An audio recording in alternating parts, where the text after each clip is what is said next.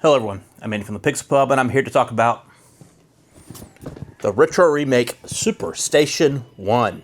So for those of y'all who do not know what the Superstation One is, it is an FPGA device, which says, are you ready for FPGA? On the side there, it is, I think FPGA stands for Fully Programmable Gate Array, something like that. But it is something that hobbyists have been messing around with for several years now, making a thing called a MiSTer, where you download these cores for old systems that hobbyists have made, and you basically have perfect hardware emulation versus stuff like we've been dealing with for decades now, software emulation, which can be not great at times and imperfect and stuff like that. When you have the FPGA chip in there, it can, to my knowledge, it can basically recreate the hardware, the processor for these older systems, and you can have just a perfect experience on these devices. Now, it's not the first FPGA device we've had in this house. We do have the Analog Pocket, which does something similar, but for handhelds, and you can put more cores. They call them cores, and it's basically the system that you want there. You could put more on that Analog Pocket, only up to like a certain generation of systems. This thing was basically sold on being like a PlayStation FPGA. And it went on sale for pre-order last January. And I pre-ordered it. I got the Founders Edition here because it was cheaper. Right now, I think it's over $200 to get this thing. I paid $179, I think, for it. And I'm recording this in April, and it finally showed up. I figured I was going to do an unboxing of it here. It's not that much in it. Contents: console, 64 gig card, a USB cable, HDMI cable, printed materials. But that's going to be one part of the video. I'm gonna, as soon as I get some time, I'm gonna dig deep and mess around with it. I've never messed around with the MiSTer core stuff or anything like that. This will be my first time doing anything like that, so it'll be fun, a little experience to go through. But right now, let's see what we got inside. It's pretty easy to open there. Nice box, kind of throwbacks to the original PlayStation. It does come with some homebrew games as well. You can see them on the back of the box here. Akumaner Gaiden DX. Famidash. Never heard of them. Got it in a nice white box here. Okay. And here it is. The Superstation One.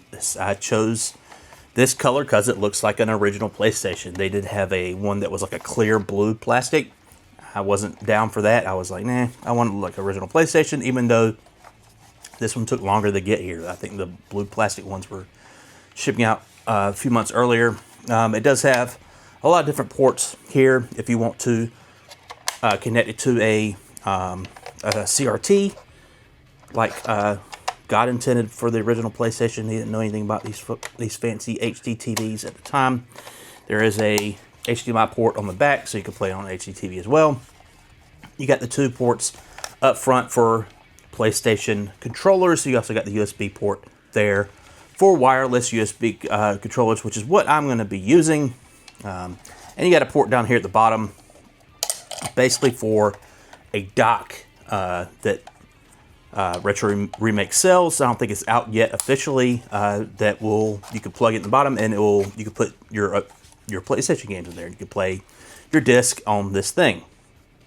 So yeah, that's cool. It's very, I don't know, nice and compact. It's got, I was hoping it wouldn't be like, feel super cheap, but I mean, it doesn't feel, grade A, but it doesn't feel like a piece of crap either. And it's got a nice weight to it. There's definitely some guts in there. Oh, also missed that part. You can put your official PlayStation 1 memory cards in there as well. But yeah, runs on USB-C power back there on the back. Let's see what else we got in here. Sticker, always got to have it.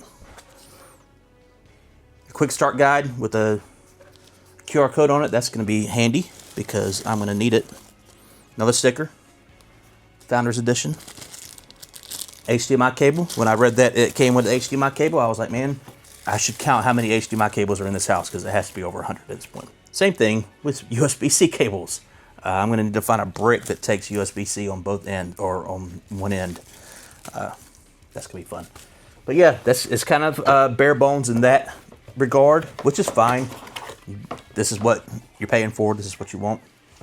And I mean, this is not, you know, an officially licensed Sony thing. So it's kind of like, it's up to you to make it good. So I'm going to watch my videos, watch this quick startup guide, all that stuff, and try to make it a cool thing that I want to mess around with and play some different games.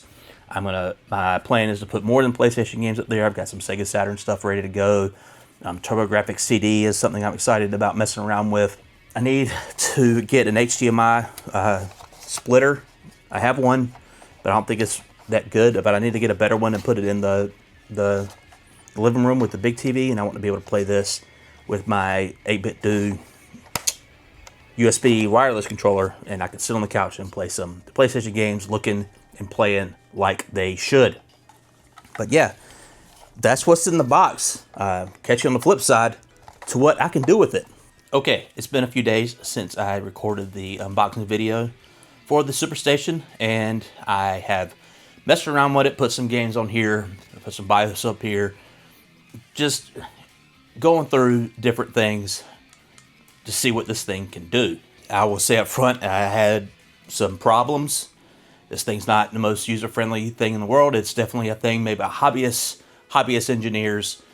It's very, you kind of have to, you know, figure things out, look up videos, read different Reddit threads, whatever stuff to figure out the problems that you might run into. I do want to give a huge shout out to my friend Chris, who was very patient with me when I was running into problems very early on, and stuff like that. One of the things that really kind of made me mad up front was that, and it's not really the Superstation's fault. I bought an 8-bit do controller. I wanted to have it for this video, but I left it in the living room.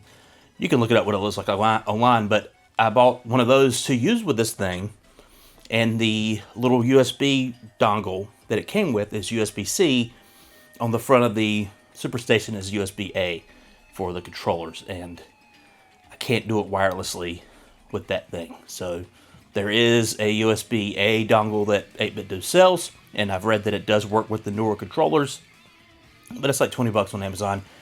I'll deal with that later. For right now, I'm using my Xbox One controller with a wireless dongle, and it seems to work just fine with this thing. Although I think they have a little bit of drift on the left stick here. I was messing around with some games, and I saw some stuff. It might have been a one-time thing. Well, I'm about to find out. That's neither here nor there. I think everything else works just fine. So let's get into some games on the Superstation. Okay, so when you first turn on the Superstation, you're gonna get this menu. This menu I've seen a million times from streamers and stuff who play things on the Mister.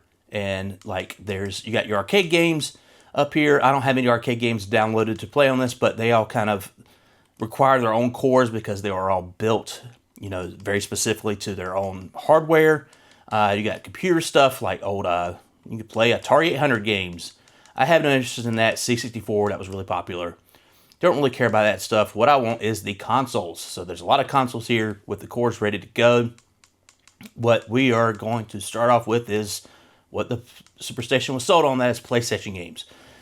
So when you load up the PlayStation thing here, you get this fancy little cube. I think that's only for the PlayStation because no other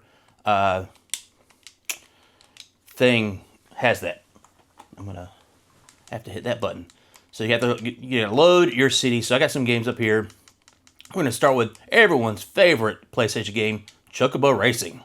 And it goes to that little load thing again. And then the game will load. The load times can be kind of long. I guess we're dealing with, you know, an FPGA chip trying to recreate real hardware.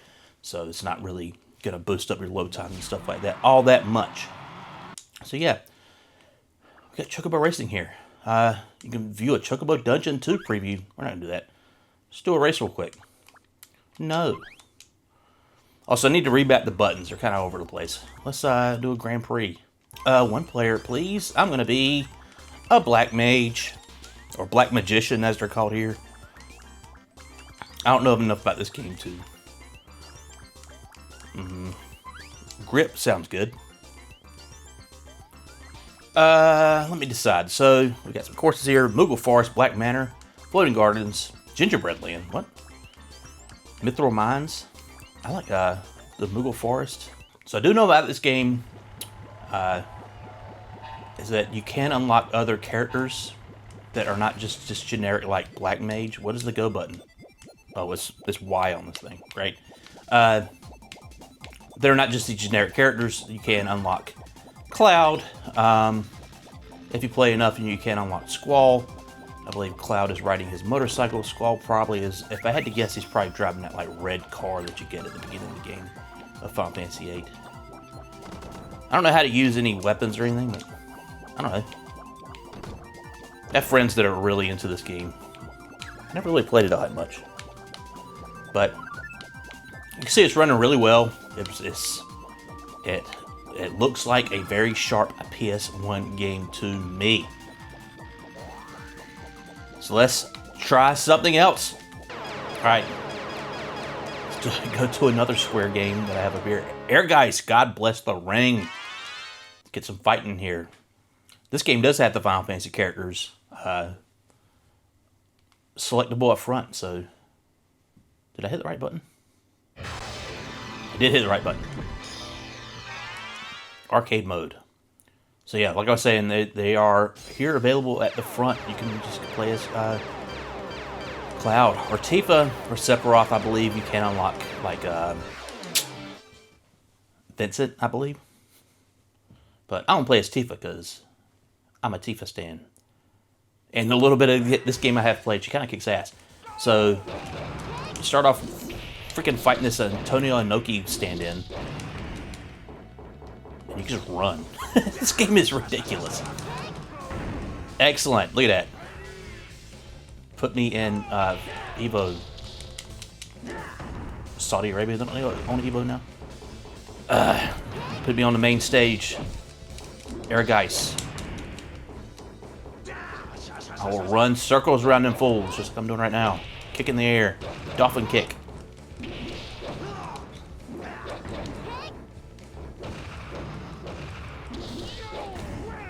I win. Okay, we're going to try one more PS1 game here before we move on to other systems. This is Klonoa, Door to Phantomile.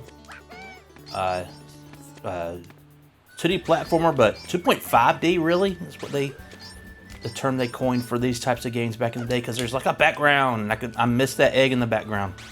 Grab one of these buddies again. Try it. I ran this game quite a bit back in the day, and I wish I would have bought it eventually because this is very expensive now. Every other version of this game that has come out since then I have bought because I like this game so much. I bought the Wii version like the day it came out, and then the the Reverie series or whatever it was called on the Switch. It had this one and two. I bought from PlayAsia because I don't think the US got a physical version. Yeah, I love this game. I always love the look of it, and playing it here on the Superstation, I mean, this feels really good to play. Like it's awesome. Like this thing is doing its job when it comes to PlayStation games, I must say. Everything I've thrown at it so far, which isn't a ton. The SD card that it comes with is rather small.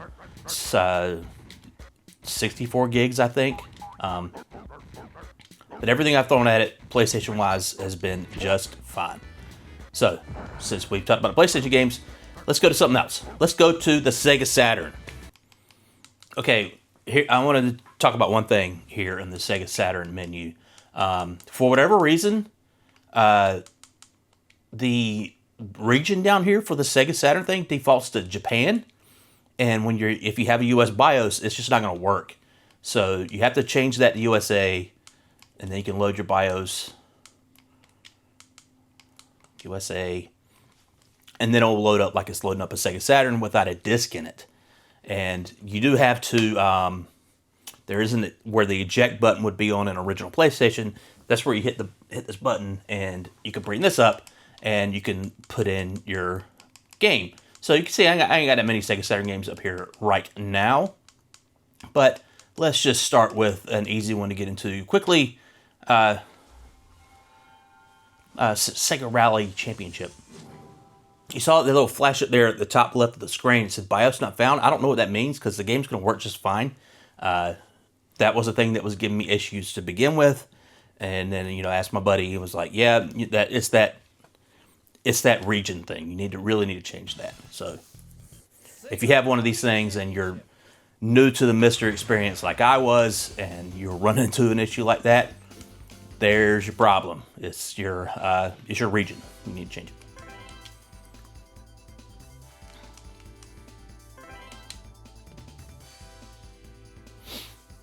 So yeah, the Sega Saturn back in the day was notoriously hard to emulate because of the haphazard way that Sega put the hardware together.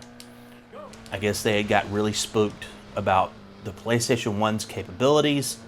It was going to be this big 3D machine, and Sega Saturn was going to be the ultimate 2D machine, like 2D art and stuff like that. So they threw on this extra processor, and it made things hard. It made it hard to program for and harder to emulate later on. And the PlayStation, like N64, were, putting together their polygonal stuff for 3D. They used triangles as the base shape for their polygons, and Saturn used quadrilaterals, which was another weird thing. So it was always just a weird thing that I honestly, it's been well over a decade, probably decades since I thought about it, but I was like, man, they're never going to emulate the Sega Saturn properly because it was so weird. But here I am playing like a hardware emulated version, not a software emulated version, and it looks great, it plays great. It's just, I don't know, it kind of blows my mind. Sega Saturn still kind of blows my mind. Just how weird it was, how just bizarre. Let's try out one more game. All right, it's time to play some Bug. Everyone loves Bug. Look at this guy. So, I associate this game deeply with the Sega Saturn because I think it was... I remember seeing in a lot of Sega Saturn kiosks at the time, and electronic departments on different department stores and stuff like that. And I mean, this was someone's attempt at like a 3D platformer, but it's still just like 2D, but you're going in these different lanes. It's like, God, what a time to be alive. And people were just trying shit. And this is something that someone came up with, it's a good idea. And they got funding for it. Indie games weren't really a thing. Unless you count I don't know, Doom or whatever. That was made by a bunch of dudes in a garage or something. But yes, what a wild time for video games. It's Bug. Okay, now we're going to test out some N64 games. N64 was the one I had the biggest issue messing around with. Mostly because you need a BIOS for the N64 to work on this thing. And I've never heard of that. I've messed around with a bunch of N64 emulators as time's gone on. And I've never heard of an N64 needing a BIOS. But in this, on the Superstation or the Mister itself, you need a BIOS. It's bizarre. And it has to be named a certain thing. It's like BIOS.ROM or something like that. But I wanted to play some Star Fox 64. So let's go. And I love this game. I know it's not a spoiler that Star Fox or Fox McCloud is in the Super Mario Galaxy movie that just came out last weekend. Because they put out that poster of him, but there's that rumor that they're going to make a new Star Fox game, and I'm excited. Give it to me, I'll play it. Well, unless it's bad, like Star Fox Zero was, which I got for $5, and I still haven't opened it yet. Because I heard it was bad. Okay. I always turn off my reticle in Star Fox 64, I'm not sure why. I just feel better playing it without it.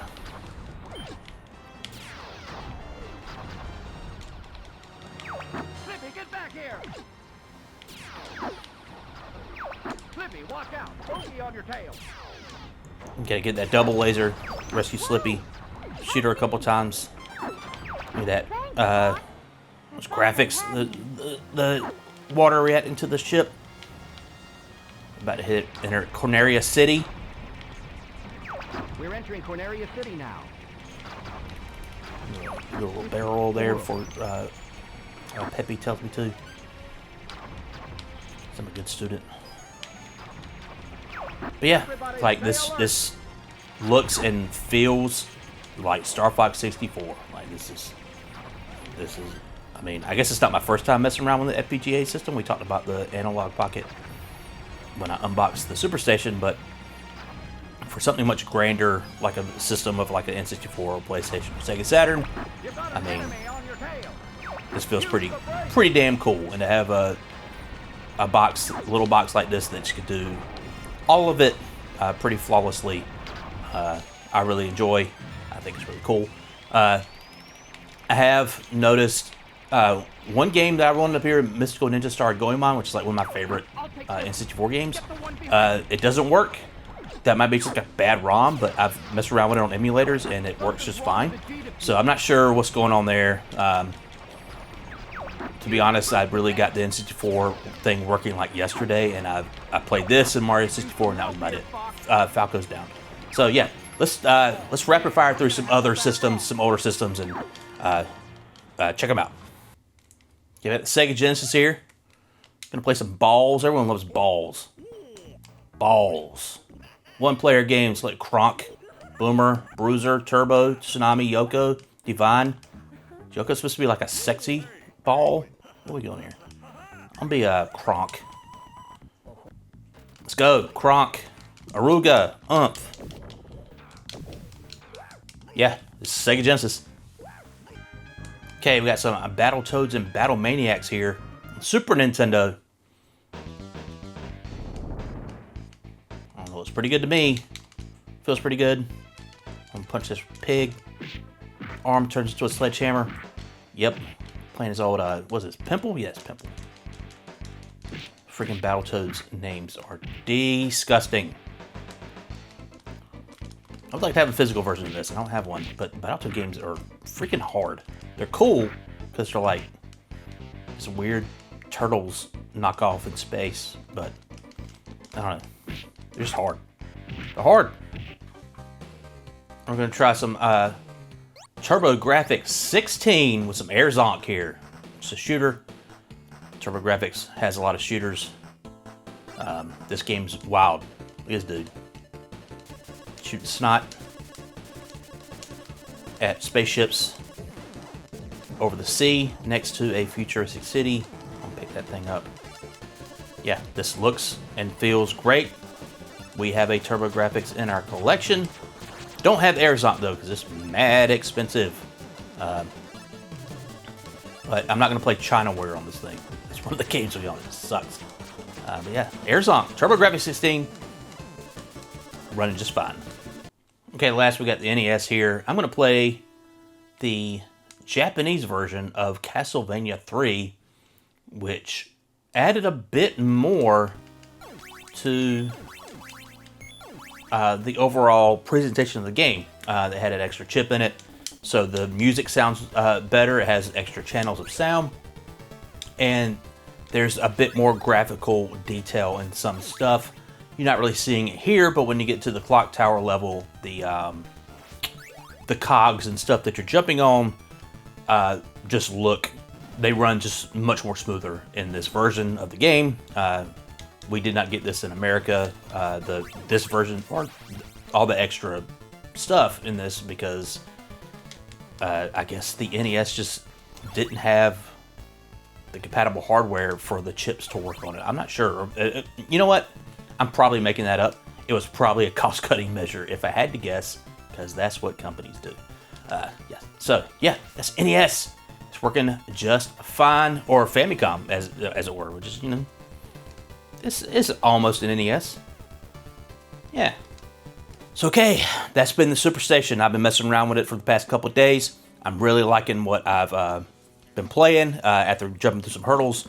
Learning some stuff, making mistakes, fixing things, stuff like that. It happens, and I'm liking this a lot. I'm happy with what I have here. What I'm probably going to do with it is I have a bunch of the PlayStation, not PlayStation, but the console minis up here, like the Sega Genesis, PlayStation, NES, the other Genesis, the Super Nintendo TurboGrafx up here around the TV.